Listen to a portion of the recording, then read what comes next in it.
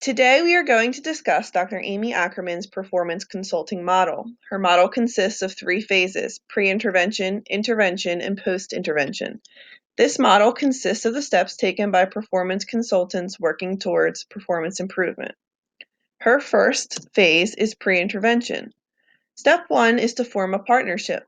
This is important because when you have a strong relationship with a client, you are more likely to work well together. This partnership may include business owners, stakeholders, and any invested party. Step two is to define and request a plan. This plan will turn into a signed contract, which explicitly states objectives, schedules, feedback, and dedicated roles. Step three is to conduct a performance analysis. The performance consultant will conduct this analysis to get to the root of the problem. He or she will determine what is the problem now and what is the end goal. Step four is to define the gap.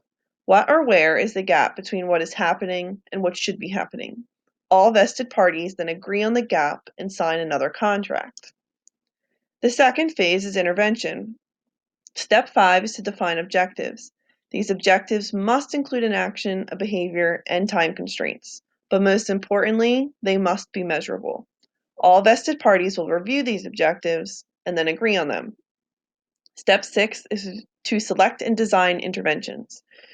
It's important to note that training should not always be the first intervention selected.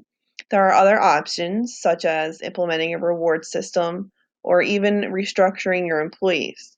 Another contract will be entered in order to ensure that these interventions actually take place. Step seven is to implement the agreed upon interventions. Finally, the last phase is post-intervention. Step eight is to measure. This is where progress is tracked, results are discussed, and it's determined whether those interventions were actually effective. This is then reviewed and placed in a report to give to all the vested parties. Step nine is monitor. All the vested parties will continue to monitor the progress in order to maintain success.